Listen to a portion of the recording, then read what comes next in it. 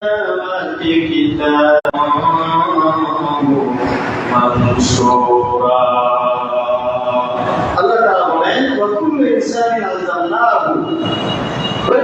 মানুষের প্রত্যেক মানুষের গলার ভিতরে তাদের ভালো মন্দের নিদর্শন আমল নামা গলার ভিতরে ঝুলিয়ে দেওয়া হবে। কথা কি বুঝে গেছে? আমাদের দিন প্রত্যেক মানুষের গলার ভিতরে তার আমল নামা কি ঝুলিয়ে দেওয়া হবে।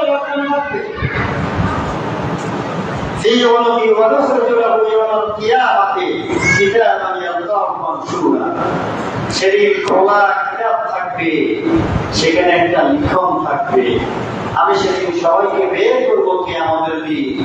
সেদিন খোলা কিতাব থাকবে, আমল নামা প্রত্যেকের গলার ভিতরে ঝুলানো থাকবে।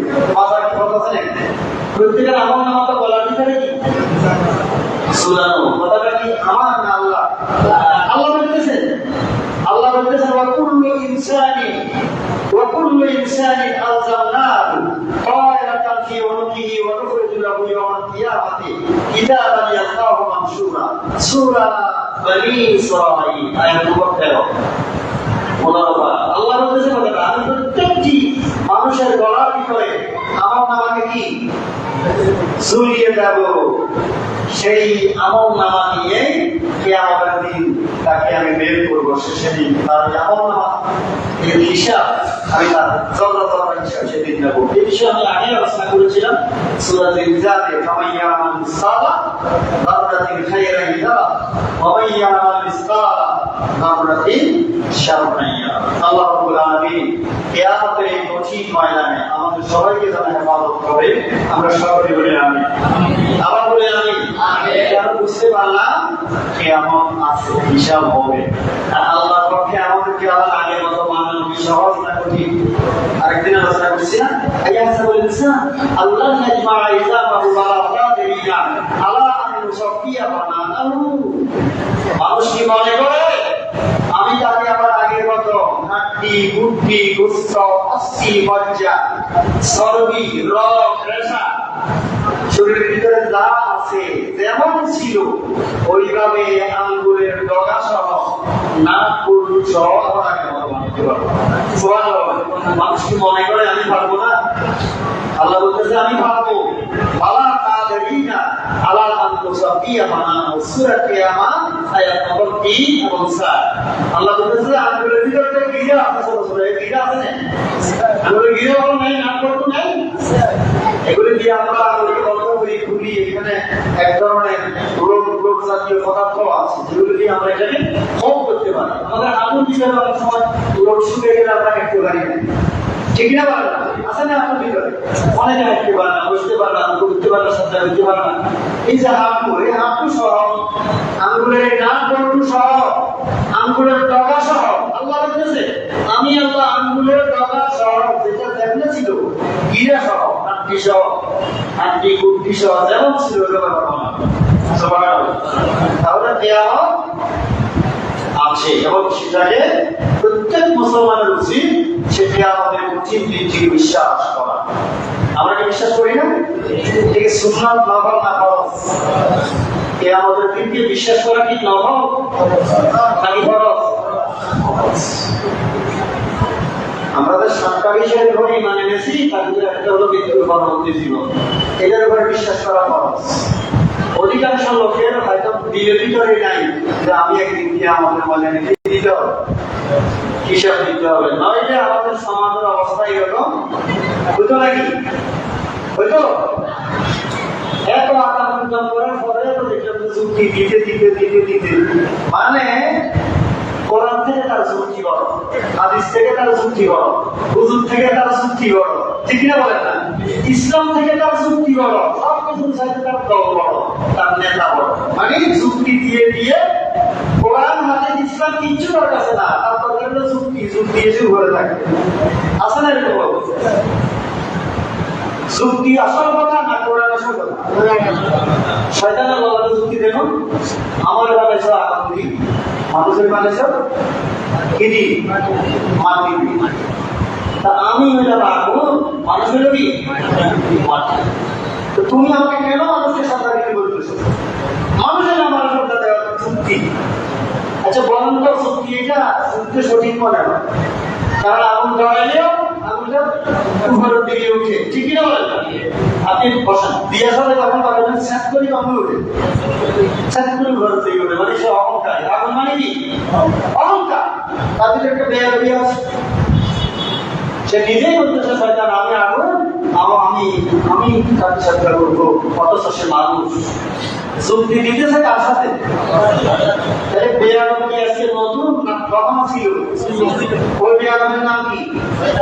কথা হয় না। এখন যারা ইসলামের বিরুদ্ধে যুক্তি দেয় না, সবাই শয়তানের খাওয়া হবে, ঠিক কিনা বলেন না? কোরআনের বিরুদ্ধে যুক্তি দেয়, সত্যের বিরুদ্ধে যুক্তি দেয়, তারা আমরা শয়তানের খাওয়া হবে। তাদের যুক্তির কোনো শেষ নাই, ঠিক কিনা বলেন? ভালো মানুষদেরকে ঠেকানোর জন্য, কমানোর জন্য তাদের যুক্তির কোনো শেষ নাই। তারা এখনো বলতে আছে ৭১-এর বাদ তুলবে। আমরা কি ৭১ অস্বীকার করি?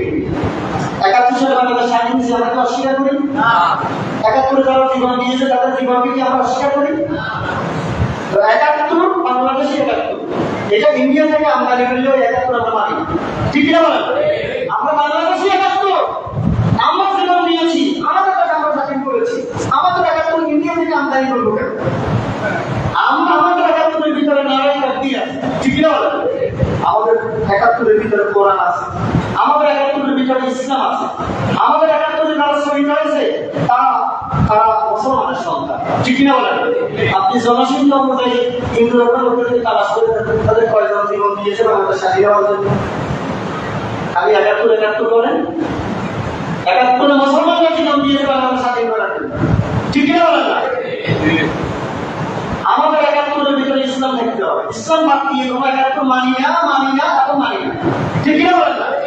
আর যে ৭১-এর ভিতরে ইসলাম নাই, ওই ৭১ মানি না। আমাদের ৭১-এর ভিতরে ইসলাম আছে, ঠিক কিনা বেশি কথা বলেন? ইসলামকে বাদ দিয়ে বাংলাদেশ স্বাধীন হয়, ইসলাম দিয়ে বাংলাদেশ স্বাধীন হয়। মায়ের থেকে দোয়া নিয়েছে আমল বাটনি, এটা কি ইসলাম না? আমরা আজকে যুদ্ধে যাচ্ছি, হয়তো তোমার সাথে আমার দেখা হবে না, এটা কি ইসলাম না? ইসলাম বাদ দিয়ে বাংলাদেশ স্বাধীন হয়। যে ৭১-এর ভিতরে ইসলামকে অপমান করা হয়, সে ৭১ মানতে রাজি না, মানব না। আমাদের ৭১-এর ভিতরে ইসলাম আছে, ঠিক না বলেন? আমাদের ২৬ জুলাই যেটা হয়েছে সেখানে ইসলাম ছিল। ইসলামকে বাদ দিয়ে বাংলাদেশ কখনো মুক্ত হয়নি। আল্লাহ আমাদের বোঝার তৌফিক দান করুন। জোরে বলি আমি। আজকের আলোচনার মূল বিষয় হচ্ছে কিয়ামতের মাঠে আল্লাহ কাদের উপরে রাজি আর কাদের উপরে রাজি নয়। নামাজ মূলত সেই বিষয় নিয়ে আপনাদের সামনে আমি আজকে আলোচনা করার চেষ্টা করছি। আল্লাহ তাআলা আমাদের সবাইকে তৌফিক দান করুন। আল্লাহ খোলাফায়ে রাশিদার আমল আমাদেরকে গ্রহণ করতে হবে। খোলাফায়ে রাশিদার আমল কার আমল? খোলাফায়ে রাশিদার আমল। খোলাফায়ে রাশিদা কে? খলিফা ওমর, খলিফা আবু বকর, খলিফা ওসমান, খলিফা আলী রাদিয়াল্লাহু তাআলা, আশরায়ে মুবাশশারা। 10 জন দুনিয়াতে একটা সার্টিফিকেট পেয়েছিলেন, তারা এইভাবে বলে আল্লাহ এরা দুনিয়াতে থাকতে কি পেয়েছে? কি হয়েছে? সুবহানাল্লাহ। আমরা তাদের অবশ্যই গ্রহণ করতে হবে। তারা কোন পথে জীবনযাপন করেছেন? খলিফা আবু বকর রাদিয়াল্লাহু তাআলা আল্লাহ নবী ইসলামে কোরআনে 1 নম্বর প্রেমিক ছিলেন।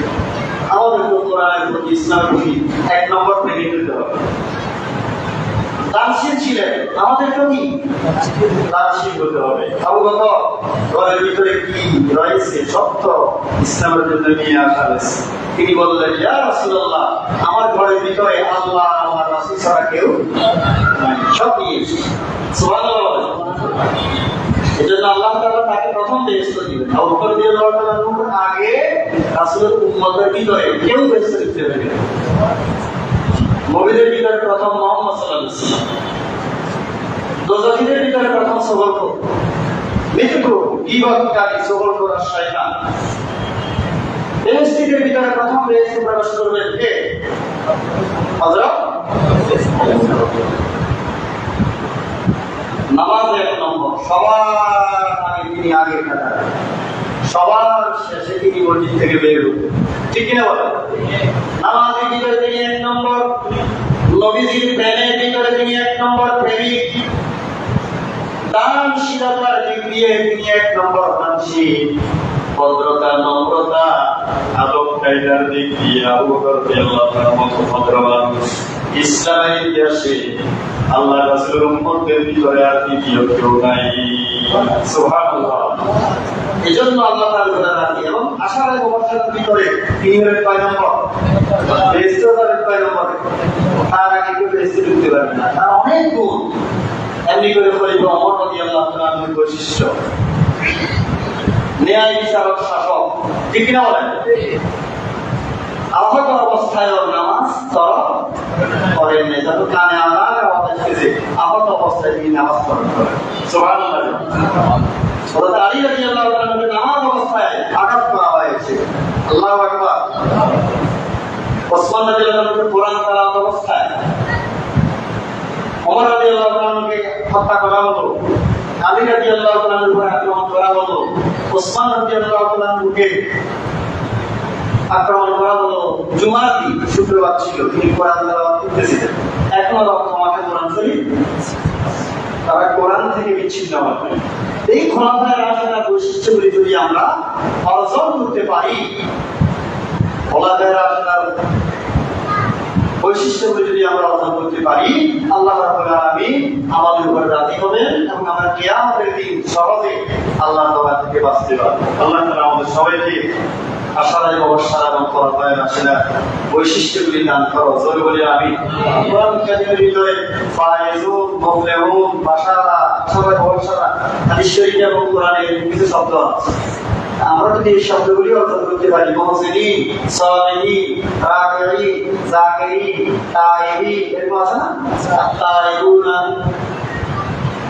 الطائعون الصائمون الراكعون الساجدون الآمرون بالمعروف والناهون عن المنكر والحافظون لحدود الله وبشر المؤمنين. سبحان الله.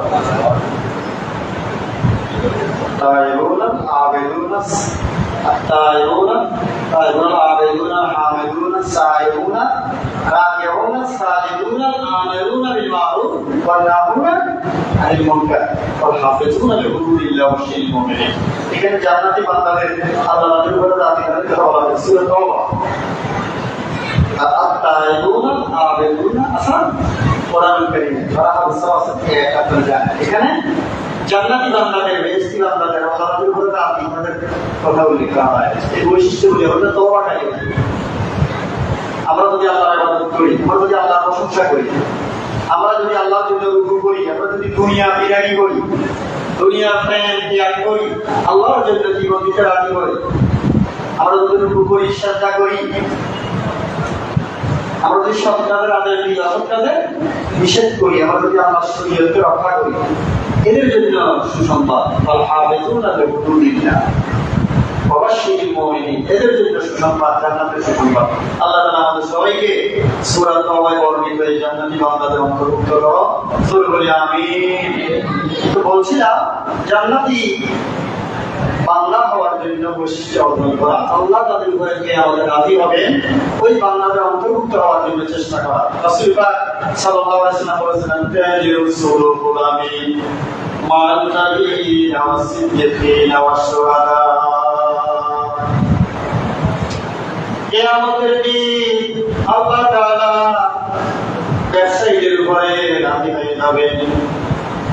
আত-তাজিরুস সুলুকুল আমিন, যারা বিশ্বস্ত ব্যবসায়ী। কি ব্যবসায়ী? বিশ্বস্ত ব্যবসায়ী। অনেক সময় বাজারে দেখবেন কৃত্রিম সংকটে অনেক জিনিসের দাম বাড়িয়ে দেয়। কিছু কিছু দাম বাস্তবে বাড়ে না, সদা করে বাড়িয়ে দিচ্ছে। এই ঘটনা বাংলাদেশে হয় কিনা? এগুলো গুজব ছড়িয়ে দেয় সিন্ডিকেট করে, অনেক সময় রাতারাতি কেউ তো বন্ধ হয়ে যায়। ব্যবসায়ী আছে, অসৎ ব্যবসায়ী। এরপরে ফরমালি মিশিয়ে ব্যবসা করে, আছে না? 2 নম্বর জিনিস দেয়, কিন্তু বাস্তবে কি 2 নম্বর জিনিসকে বলে 1 নম্বর, এরকম বলে কিনা? 2 নম্বর জিনিসকে 1 নম্বর বলা। তো ভেজাল ব্যবসা করে না তারা, তারা হকানি ব্যবসা করে, এরা নবী, সিদ্দিক এবং শহীদদের সাথে তারা থাকবে কিয়ামতে। সুবহানাল্লাহ। আল্লাহর উপর রাজি হবে, তারা জান্নাতি হবে। আলহামদুলিল্লাহ কাসরাতুল মিজান। এটা কি আল্লাহ দাবি করে? আলহামদুলিল্লাহ তারা পড়ে দুনিয়া, এদের উপর আল্লাহ রাজি থাকবে, তারা তাসবিহ করে। আল্লাহ তাআলা এই নেকিকে লালন পালন করে বড় করবে। কিতাবের ভিতরে এসেছে নবীজি সাল্লাল্লাহু আলাইহি ওয়াসাল্লাম বলেছেন, আনা ওয়া কাফিরুল ইয়াতীম ফিল জান্নাতি হাকাযা, আনা ওয়া কাফিরুল ইয়াতীম ফিল জান্নাতি হাকাযা। যারা আমি নবী মুহাম্মদ সাল্লাল্লাহু আলাইহি ওয়াসাল্লাম এবং যারা এতিমকে সাহায্য করে একসাথে বেহেশতের ভিতরে এইভাবে থাকে। সুবহানাল্লাহ। নবীজি দেখিয়ে দিলেন যে কিভাবে বেহেশতে থাকবে যারা এতিমকে সহায় হয়, এতিম অসহায় মানুষের সহায় হয়, তারা কিয়ামতের দিন তাদের উপর আল্লাহ রাজি থাকবে এবং তারা আল্লাহর নবীর সাথে জান্নাতি হবে। সুবহানাল্লাহ। আমরা চেষ্টা করব, আমার বুখারী শরীফের হাদিস এটা, আনা ওয়া কাফিরুল ইয়াতীম ফিল জান্নাতি হাকাযা, আমি এবং এতিমের ভরণ পোষণকারী। কাফের মানে কি?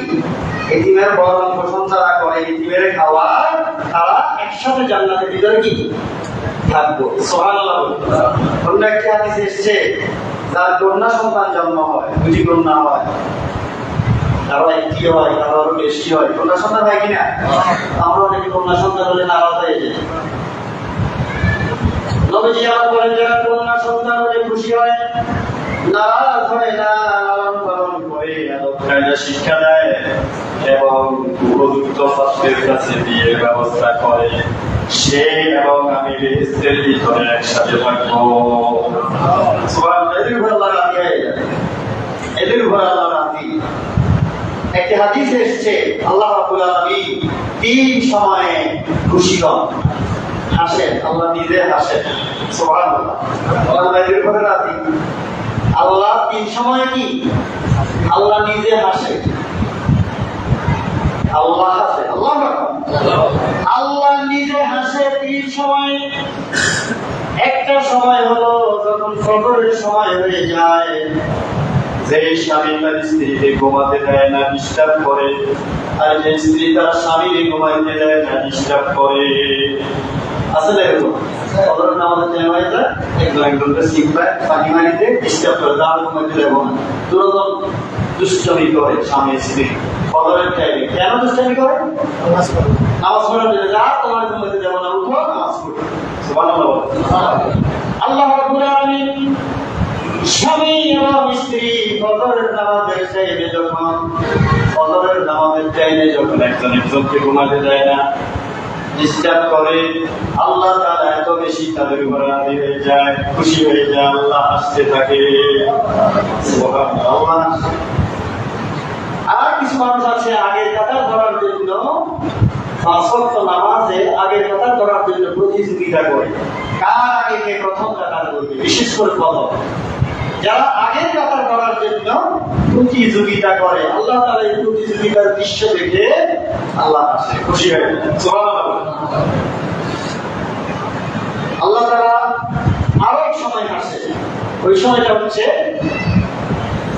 জান্নাতে, যখন লোকেরা জান্নাতে যাবে, কেউ জাহান্নামে যাবে, একজন লোক আল্লাহকে বলবে, আল্লাহ ওই দেখা জান্নাত, আমার জান্নাত, আমি আর কিছু বলবো না, আমার শুধু জান্নাতের কাছাকাছি পৌঁছে দিলে হয়।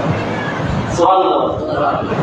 আল্লাহ তো রহমান, এইটাকে কাছাকাছি পৌঁছিয়ে দেবে। সেগুলো যে আল্লাহ একটু সামনে গেট দেখা থাকে, গেট পর্যন্ত পৌঁছাই দিলে হয়, আগে সেখানে পৌঁছিয়ে দেওয়া হবে।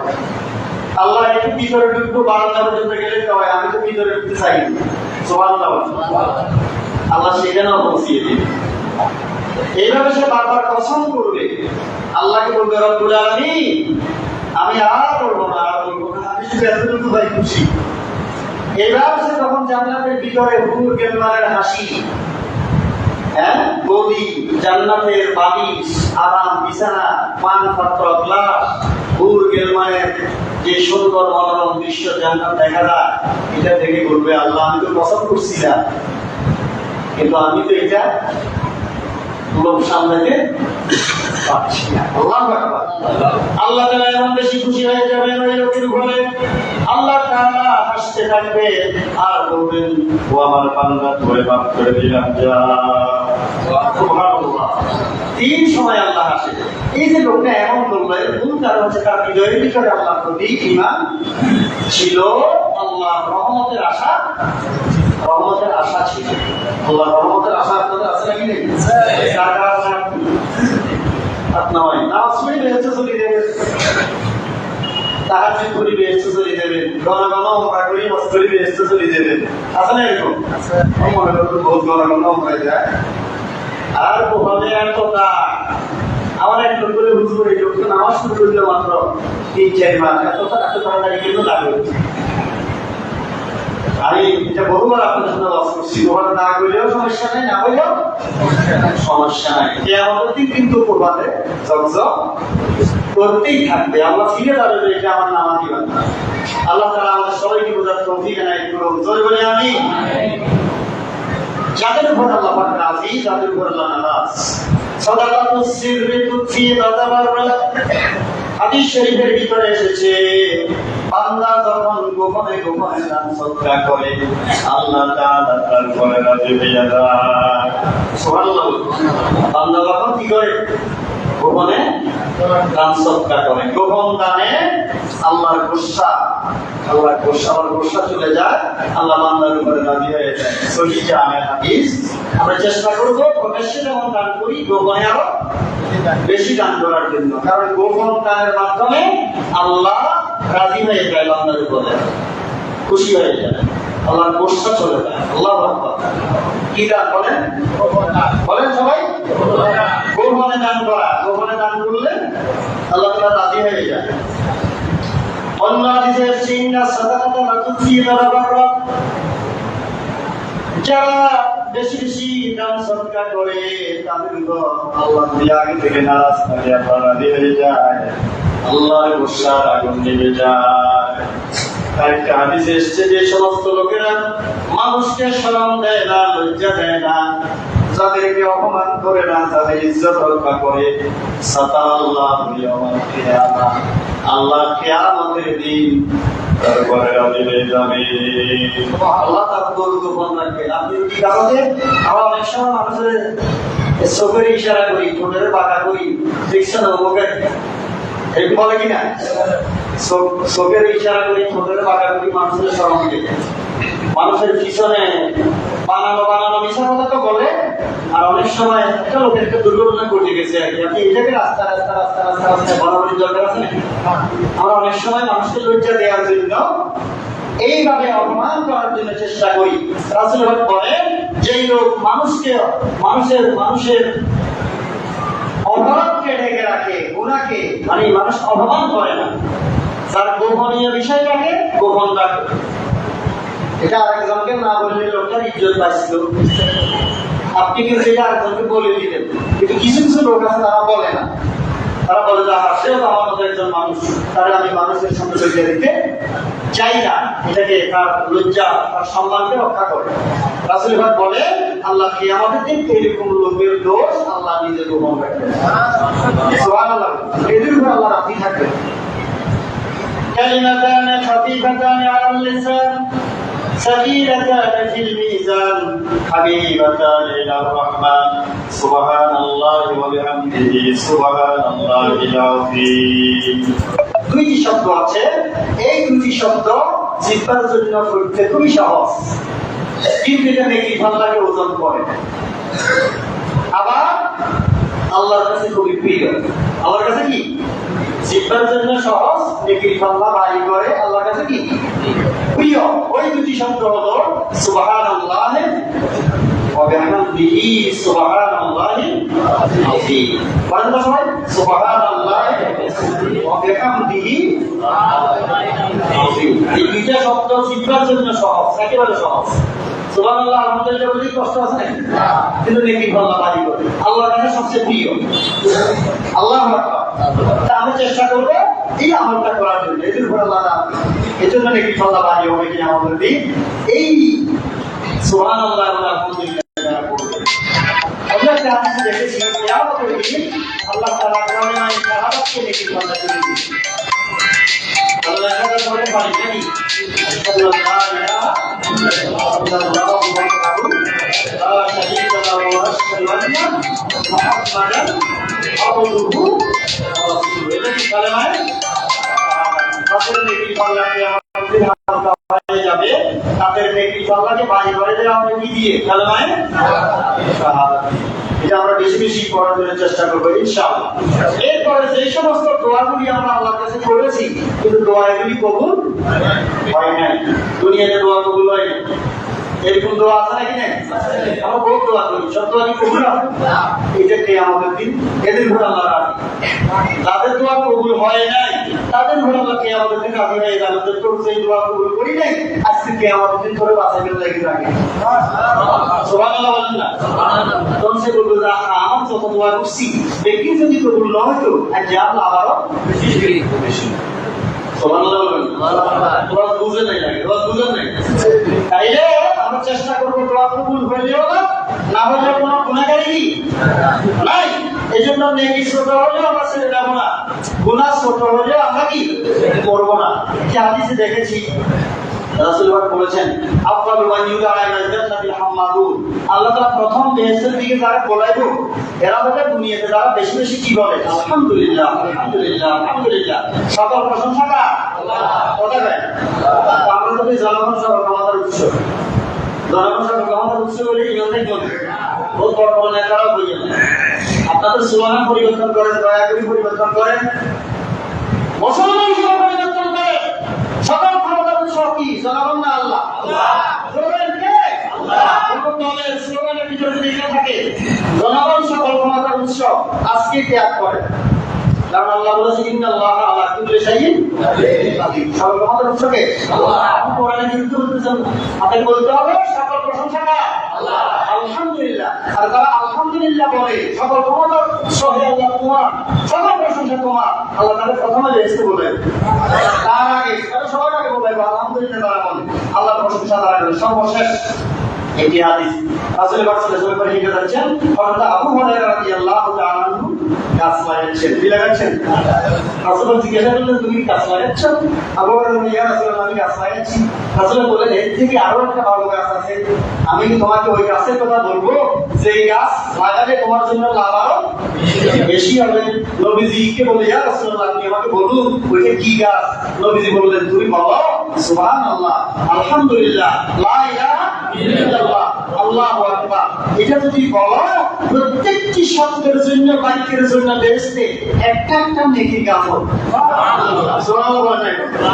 ইবনে মাজাহ শরীফের হাদিস, প্রত্যেকটা শব্দের জন্য বেহেশতে একটা কাজ হবে। আসুন এই কাজগুলি করলে আল্লাহ রাজি হয়। তো আল্লাহ কাদের করে নারাজ সেটা কিন্তু আজকে বলা হবে, চেষ্টা করবো আগামী জমায় ইনশাআল্লাহ। আসসালামু আলাইকুম।